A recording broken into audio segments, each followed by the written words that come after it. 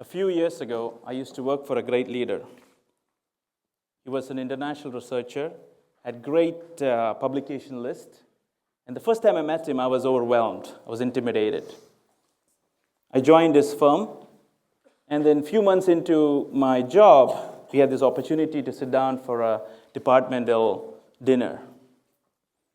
Suddenly, it was just me and him. Those are the moments you should just let go, enjoy, dip into your food, and look around. No. The naivety and maybe blind ambition, I'm not sure yet. I went and asked him in this sycophantic tone, "Sir, could you please tell me the secret of your success?"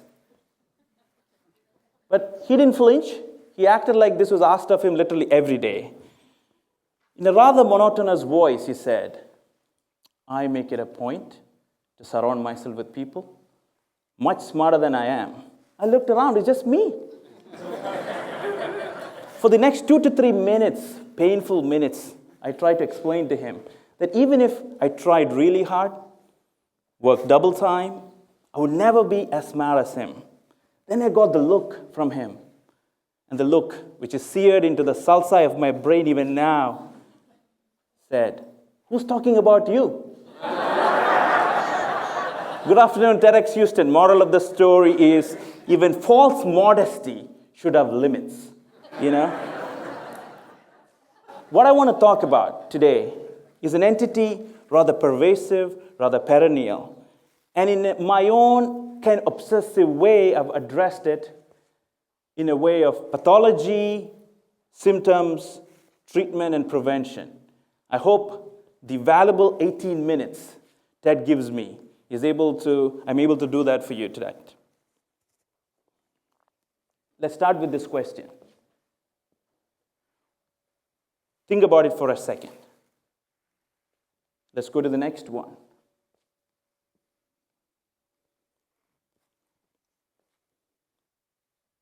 I just want you to look at the possibilities of why we should study about toxic leadership.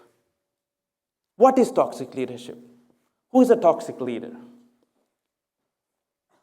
Jean Lipman-Blumen is an authority in the field. She says, it's a person who, due to their destructive habits, dysfunctional behaviors, could have the power to inflict enduring harm to individuals, communities, societies, and nations. Now, there are things about toxic leadership I'll explain to you today. One of them is that it's repetitive. There are patterns. It is important for us to recognize the pattern. It makes us smarter. Barbara Kellerman is another authority in the field. She says there are 7 kinds of toxic leaders. People who are incompetent, people who are rigid, people who are corrupt, people who are callous, people who are intemperate. Those are the kind of leaders who cannot control the vices. Or people who are insular, who disregard the needs of people who are outsiders. But the most dangerous kind are those she calls evil leaders. Toxic leadership, let me assure you, ladies and gentlemen, is a multiracial, multi-ethnic, multinational, equal opportunity employer. And it offers you longevity, decades of toxic leadership. But the key thing is this: the impact it has on all of us. Some of us are here, they have suffered at the hands of a bad leader, a bad boss, who never made you feel part of the company. We suffer from PTSD, stress, burnout. There are economic losses. There are foreclosures, bankruptcies. And most important of it is the annihilation of communities, nations. Despite my emotional rhetoric this afternoon, the truth is there are no clear semantics. We still don't know how to describe it. There is no universally accepted diagnostic criteria. Till now, there has not been any institute of toxic leadership, as I could remember from my latest research on Google. Inadequate methodology to assess the real cost. How do you assess the cost of someone who's hurt, psychologically who stop working? How do you assess the cost of incivility in an organization? And most importantly, even in this millennium, 2012, November 3rd, I cannot offer you a foolproof counter strategy to combat toxic leadership. Now, I can tell you something about it through the psychology of toxic leadership. It comprises of 3 distinct personality traits. It's one of those perfect storms. You can handle a psychopath, maybe you can handle a narcissist, you can handle a Machiavelli in origin, but can you handle all of them together? And that is a toxic leader for you, right? But in the core of it all, if you notice in the right center, is the sense of exploitativeness, the need and the capability to exploit others. Now, this comes out of 2 particular themes: blatant self-interest and loss of empathy. Now, we heard about empathy from Ben, and I think it was great. What is empathy? Empathy is a capability in all of us to identify the thoughts and feelings in another person and respond to it appropriately with the right kind of emotional response. Now, there is a circuit in the brain called the empathy circuit, and it has got 10 different brain structures. You need that many brain structures to make us empathize with somebody. Work from Jean Desedi in University of Chicago has shown 2 different structures: anterior cingulate cortex and insula. And there's also amygdala involved, which is thought to be the center of the emotional brain. But let's take a look at a psychopathic brain of a psychopath. The emotional centers, even when exposed to very strong emotional stimuli, never light up. They're cold. That means that psychopathic people never feel fear. They could be violent, and the violent could proceed without any fear of punishment. How does a psychopath approach life? Let me tell you 4 things about psychopaths. Number 1, they are very good in reading people. Number 2, they have phenomenal communication skills. Number 3, they can hide the true intentions for a really long time. And number 4, they're driven by the need to manipulate. So, there is a psychopath in our office. The first phase is assessment. They look at who has the power, who's emotionally weak, who could be a potential victim, who could have certain tough defenses. After that phase comes a phase of manipulation. That's when they put on the game. That's when they become superstars, ingratiate themselves. And they credit themselves for everything good happening, blame others for failures. Now, if you're lucky, this will happen. They will abandon the company. If you have bad karma, this is going to happen. They will go up in the organization ladder. Okay? So, the organizations cannot exist by themselves. They have tacit accomplices all over. People who are corrupt never feel they're corrupt. They have lots of rationalization reasons. They say, there's not been any injury done. Were there any victims? I'm not responsible. Or what happens is that they take in newcomers and they socialize them. They give them one activity which has a slight element of deviance. If you do it, you're in. If you don't do it, you're out. The truth is, could we have the ability to be bad ourselves? And that's a question 2 psychologists asked. Stanley Milgram in Yale in the 60s and Philip Zimbardo at Stanford in 1970s. And what they found is this. Even good people, like all of us, with good values, under coercive leadership, under bad context, could turn bad. And that's chilling. So, you're telling me, stop scaring us. Halloween was Wednesday, right? So here we go, right? So the key is to have a new mantra. And that's what I am trying to propagate today. A mantra of virtuousness, authenticity, and resilience.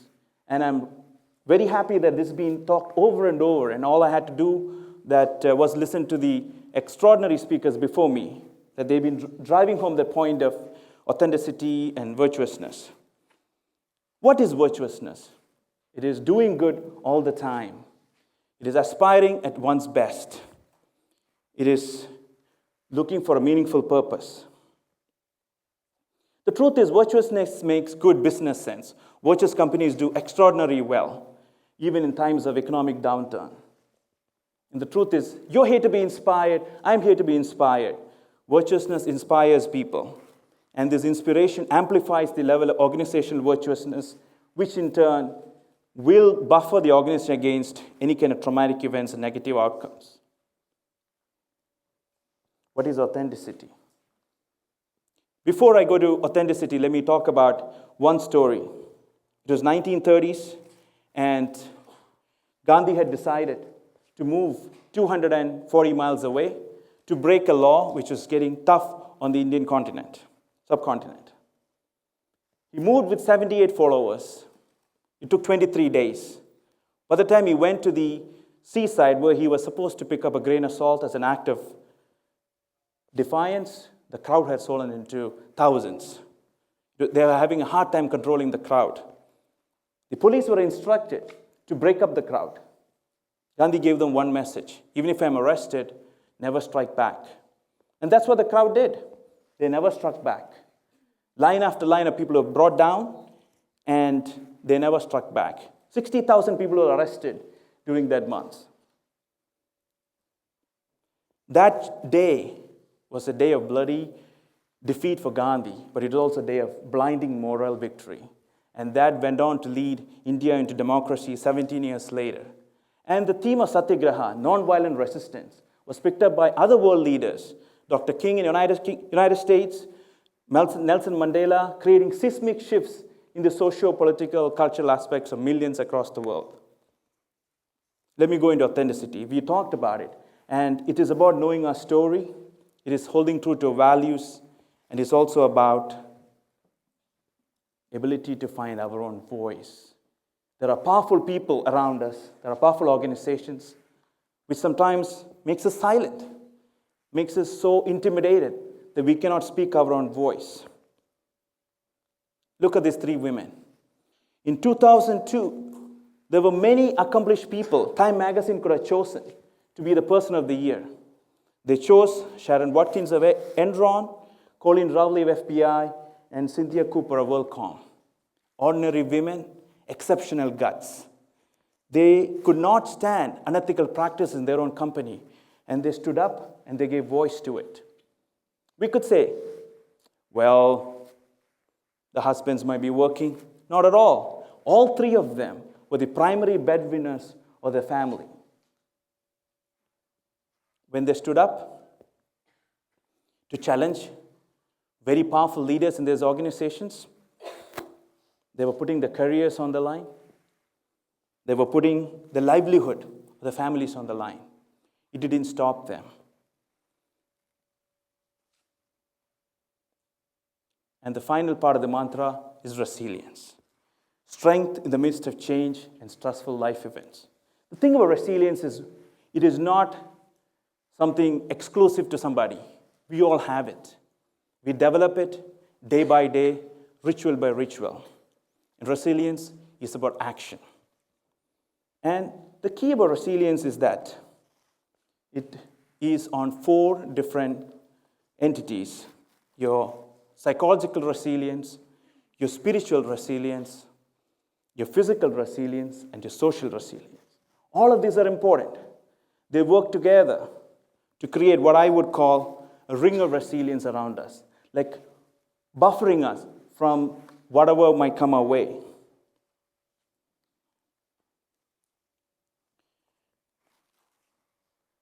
Anchoring joy is a way to inspire yourself in terms of positive resilience. You will often go back to periods of sadness and trauma and disappointments. But when you make it a point to look at things which have happened to you, that will inspire you to be strong psychologically. In terms of spiritual resilience, the key thing is finding a meaning. Viktor Frankl was an Austrian psychiatrist. In 1942, he was offered a visa to come to the United States. He refused. He said, I have elderly parents, I love my family, I love to take care of my patients. Soon, he was in a Nazi concentration camp. What kept him alive was a sense of purpose, a sense of meaning. He saw people dying all around him, but he always looked at what he might do, reuniting with his wife, going and treating his patients after this confinement was over. That gave him purpose. And that was a beacon of light which made him see through the darkest of his hours of his life. Dear TEDxHouston, one of the fantasies I have is that we should get immunized. Let's get all vaccinated against this concept called toxic leadership, like some of the challenges in immunology. You have an antigen, you have an antibody produced by the body, and then you inactivate it. The same way, with time-tested, universal principles of virtuousness, authenticity, and resilience, maybe we have a chance to get the immunity to inactivate bad styles of management, difficult bosses, unethical practices. TEDxHouston, I want to leave you with this image. This image of a man standing against tons of steel. And this is my charge for you this evening. Let the bells of defiant positivity ring through the streets of Houston.